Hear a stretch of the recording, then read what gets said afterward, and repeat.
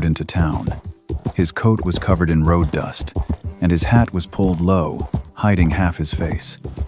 He stopped in the middle of the street. He said nothing. He just watched. A man was being beaten in front of the saloon. A shop had just been ransacked, and the crowd stood there watching like it was just another ordinary day. The man did not react. He did not step in, but he did not leave. Sheriff Elias Boone stood on the porch of his office, looking down, his expression shifting ever so slightly. He had seen this type before. The kind of men who do not belong anywhere and usually carry something very dangerous with them. Afternoon. The crowd gathered into a circle. At the center of it was Ayanna. Her wrists and ankles were stretched tight, ropes digging deep into her skin until it bled. Every time she moved, her whole body jerked from the pain. Her breathing was fast. Her eyes filled with panic. But there was still something in her that refused to break. One of the Black Vulture's Boone Cutter used the butt of his rifle to lift her chin, forcing her to look straight at the crowd. "Take a good look," he said with a cold smile. "This is the price for refusing to kneel before Victor Crow." Another man, Harlan Pike, tossed a coin onto the ground, his voice full of amusement. "Place your bets." "How long before she begs to die?" Laughter broke out. Not loud, but enough to make the air feel suffocating. Deadwood learned to survive by keeping its head down. The less you see, the less trouble you find. The drifter. He walked through the crowd as if they did not exist. Not in a hurry, not a hint of hesitation. He stopped, just a few steps from the wooden frame.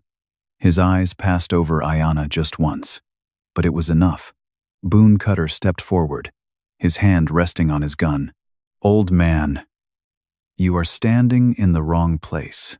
The drifter did not look at him. He simply spoke, his voice low, steady, cold as steel. "Let her go." No one laughed.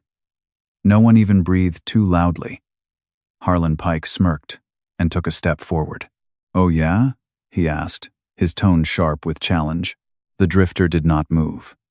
His expression did not change. "I do not repeat myself." Up on the porch, Sheriff Elias Boone stepped out. He looked at the scene, his hand tightening around the gun at his side. But he did not come down. He knew the name standing below. And he also knew, this time, Deadwood was about to erupt in gunfire. If you have followed the red dust this far, do not forget to subscribe to the channel and turn on notifications so we can keep going together. Where are you watching from? I would really love to hear your thoughts. The air went still. No one moved. No one dared to breathe too loudly. Boone Cutter narrowed his eyes at the drifter, a crooked smile showing beneath the afternoon sun. "Old man," he said slowly, his hand still resting on the grip of his gun. "In Deadwood, nobody gives us orders." Then he turned his head, looking at the crowd like he was putting on a show. "But today, maybe we make an exception." No one understood what he meant until he drew his gun. The shot rang out, just one, but the drifter had already moved before the sound could spread. No one saw when his hand went for the gun. All they saw, Boone Cutter's body jerk violently backward. The bullet tore through his stomach. He clutched at it, both hands gripping tight before he collapsed. Harlan Pike cursed and drew his gun on instinct. But he was too slow. A sharp crack echoed. Pike froze. His eyes went empty. A small hole appeared in the center of his forehead. He dropped without ever pulling the trigger. 2 bodies. 2 bullets. Not a single wasted movement. The crowd stumbled back on instinct. A few people tripped and fell. No one dared to scream. They had never seen anything like that before. This was not a gunfight. This was an execution. A voice came from behind. "That is enough." The crowd parted once again. A man stepped forward, tall, thin, with eyes as cold as stone. Victor Crow, the leader of the Black Vultures. His gaze swept over the 2 bodies, then stopped on the drifter. "You just killed 2 of my men," Crow said. The drifter did not answer. He simply stood there, calm, as if nothing had happened. Crow gave a slight nod. as if making a decision. 5 o'clock this evening, he said. Right here in the middle of this street. He stepped closer, lowering his voice. I will kill you. In front of the whole town. Crow turned away. The rest of his men followed immediately, dragging that heavy silence with them as they left the street. The drifter holstered his gun. He walked up to the wooden frame. Ayanna was still trembling, her breathing uneven. He pulled out a knife and cut the ropes. She almost collapsed the moment she was free. He caught her firm but not rough. Can you walk? He asked. Ayanna did not answer. But she nodded. Without another word, the drifter helped her through the stunned crowd. They stepped aside. No one dared to look him in the eye anymore. In the distance, on the porch of his office, Sheriff Elias Boone was still standing there. This time, his hand was already on his gun. And he did not let go. The saloon doors of Martha Hale creaked open. Inside was darker than outside. The smell of whiskey, sweat, and tobacco hung heavy in the air. The scattered chatter quickly died down as the drifter stepped in, supporting a girl on the verge of collapse. Martha Hale, the only woman in Deadwood that even the black vultures treated with caution, looked up from behind the bar. Her eyes moved over Ayanna, then stopped at the deep rope marks carved into her skin. Lay her here, Martha said, her voice firm. No questions. No surprise. She had seen too much to be surprised anymore. The drifter placed Ayanna on a table near the window. Martha quickly brought water and clean cloth, starting to treat the wounds. Her movements were precise, efficient, the kind of control that came from someone who had worked on the edge of life and death. She is lucky to be alive, Martha muttered. Boone Cutter likes to drag things out. The drifter did not respond. He just stood there, silent. After a moment, he turned and walked out of the saloon. Not a word spoken. The sheriff's office sat across the street. The door opened. Sheriff Elias Boone stood behind his desk, his hand resting on his gun, but he did not draw. You came back sooner than I expected, Boone said.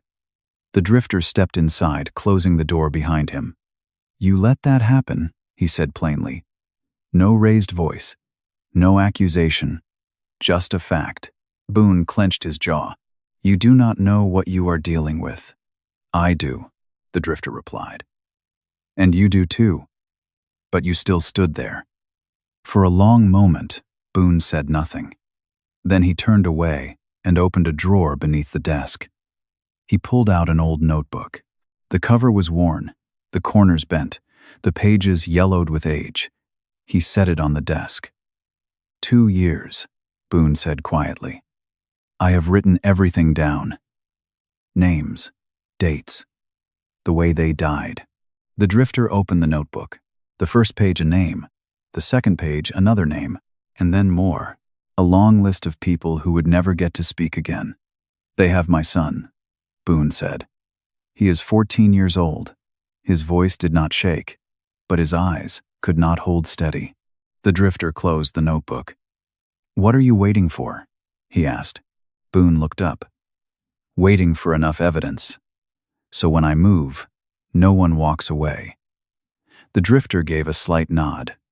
Then today, you do not need to wait anymore. Boone frowned. Who are you? A brief silence. Then the drifter answered. Someone who once wore a badge and learned that sometimes the law arrives too late. Outside, the wind began to rise.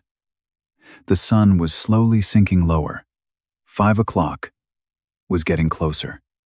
And Deadwood, this time, there would be no turning back. Deadwood had never been this quiet.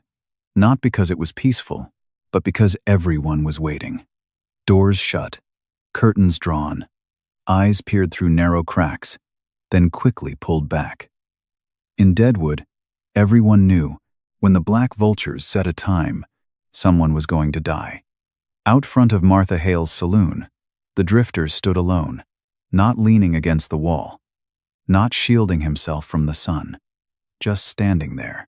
His hands hung loose, but close enough to his gun. Inside, Martha was tending to Ayanna. The Apache girl was awake now, but weak. Her eyes were fixed on the window, where the silhouette of the man stood motionless in the afternoon light. "Who is he?" Ayanna asked softly. Martha did not look outside. "Someone who does not belong in Deadwood," she replied. A brief pause.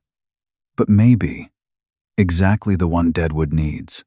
Across the street, the office door swung open. Sheriff Elias Boone stepped out. He did not stay on the porch this time. He walked down, slow, steady, stopping a few yards from the drifter. The two men did not look at each other. They did not need to. "You do not have to do this," Boone said. His eyes still fixed ahead. The drifter answered, his voice low. "Neither do you." Boone let out a quiet breath. "I have waited too long." Then stop waiting. A strong gust of wind swept through the street. Dust lifted, swirling around their feet. The sound of hooves echoed from the far end of town. One, then two, then more. Shadows appeared, slowly, stepping into the light. Victor Crow led the way. Long coat, hat low, eyes cold as stone. Behind him what remained of the Black Vultures. 6 men, all armed. They stopped in the middle of the street, facing the drifter, just enough distance to kill or be killed. No one spoke. No one moved. Victor Crow glanced around. Closed doors, empty streets. A faint smile crossed his face. "See?" he said. "No one here believes you are walking away from this." The drifter said nothing. Crow stepped forward. His eyes locked onto his opponent. "This is not a duel. This is a lesson." The wind died. The world tightened. Somewhere, a door quietly shut. And then, a hand began to move. Deadwood had just stepped into the 10 seconds that would decide its fate. No one counted, but everyone could feel it. That moment was coming. The wind stopped. The air froze in the middle of Deadwood's main street. Victor Crow stood facing the drifter, his eyes unblinking. The 6 gunmen behind him spread slightly to both sides, a deadly arc. One of them, Caleb Rusk, swallowed hard. He did not wait any longer. A mistake. He reached for his gun. The sound of metal leaving the holster had barely begun when the drifter's shot rang out. Rusk dropped before he could even pull the trigger. Another man on the left had just raised his weapon. Bang. He spun halfway around before collapsing into the dust. 2 shots, 2 lives, in less than 5 seconds. The rest panicked. One of them shouted, firing wildly. Bullets tore through the air, but hit nothing. The drifter moved. Not fast, but precise. Every step had purpose. Every pause meant death. Bang. A bullet through the chest. Bang. A bullet through the throat. Bang. A bullet into the shoulder. The man turned and tried to run, but made it no more than 3 steps before dropping. Dust rose. Gun smoke slowly faded. Only one remained. Victor Crow. He stood there. Did not draw. Did not run. Just watched. A thin line of blood ran from his shoulder. The bullet had grazed him. Not fatal, but enough to remind him this was not a fight he controlled. The drifter stood a few yards away, his gun still in his hand, steady, unshaken. The silence stretched, longer than all the gunshots that came before it. Victor Crow smirked. "You," his voice rasped. "You are not just some ordinary man." The drifter did not answer. Behind him, footsteps echoed. Sheriff Elias Boone. He stepped into the middle of the street. For the first time, his gun was drawn and aimed straight ahead. At Victor Crow. "It is over," Boone said. His voice was low, steady. Crow glanced at him, then back at the drifter. A flicker of calculation, a flicker of hesitation. Then he slowly let go of his gun. It fell to the ground. Deadwood remained silent. No cheers. No one rushed out from their porches. Only the wind moving through the bodies and the lingering smell of gun smoke. For the first time in years, Deadwood felt something unfamiliar, an emptiness, the kind left behind when fear finally lets go. Deadwood did not erupt after the gunfight. It fell silent. A different kind of silence. No longer fear, but not yet peace. The bodies of the black vultures still lay in the street. One by one, the townspeople stepped out from behind their closed doors, slowly, carefully. No one cheered. They only looked. Looked at the men who once forced them to bow their heads, now lying motionless in the dust. In the middle of the street, Victor Crow was on his knees, his hands raised, his face pale, but his eyes still there, cold, stubborn, unbroken. Sheriff Elias Boone stood in front of him. The gun in his hand did not shake. Not anymore. "Victor Crow," Boone said slowly, like reading a sentence that had waited far too long. "You are under arrest for murder, extortion, kidnapping, and conspiracy with organized crime." Crow let out a quiet laugh. A dry, hollow sound. "You think you have won, Boone?" Boone did not answer. He pulled out the cuffs, locked them around Crow's wrists. The sound of metal clicked, short, cold, final. An ending. But not for everything. 3 days later, Deadwood was no longer the same. Federal agents arrived. The United States Federal Marshal Office took over the entire case file Boone had been building in silence for 2 years. Every name, every date, every death. Nothing was buried anymore. The remaining members of the Black Vultures were hunted down. Victor Crow was taken away in iron cuffs. This time, he gave no orders. The town began to change. Shops reopened. Voices returned to the streets, but no one forgot what had happened. Inside the sheriff's office, Elias Boone stood alone. The old notebook still lay on the desk. Open to the final page. A new name. Boone closed the book. Slowly. The door behind him opened. A federal marshal stepped in. The look in his eyes carried no good news. Boone did not ask. He already knew. "We found the boy," the marshal said. A pause. In the old mining site, north of town. Boone gave a slight nod. He just stood there, a moment longer. "You did the right thing," the marshal said. Boone looked out the window. The streets of Deadwood, where everything had begun to change. "No," he said quietly. "I just did what should have been done a long time ago." Outside, sunlight spread across the street, brighter than the days before. But in Deadwood, justice never comes for free. It always leaves something behind. And this time, it took a son. Deadwood finally breathed. No more gunshots in broad daylight. No more sideways glances. No more fear slipping through every corner of the street. Only a town learning how to live again. 3 days later, the main street was a little more crowded. Shops reopened. The sound of hammers, saws, and voices slowly returned. But whenever people passed the patch of ground where the gunfight happened, they slowed down, just to make sure it was really over. Out front of Martha Hale's saloon, a horse stood still. Scout. Beside it, the drifter tightened the reins. No one asked how long he would stay, and no one believed he would stay long. The door opened. Ayanna stepped out. She was stronger now. The wounds were still there, but her eyes had changed, no longer fear, but clarity. She stopped in front of the drifter. For a long moment, "You did not have to do that," she said, her voice still weak, but steady.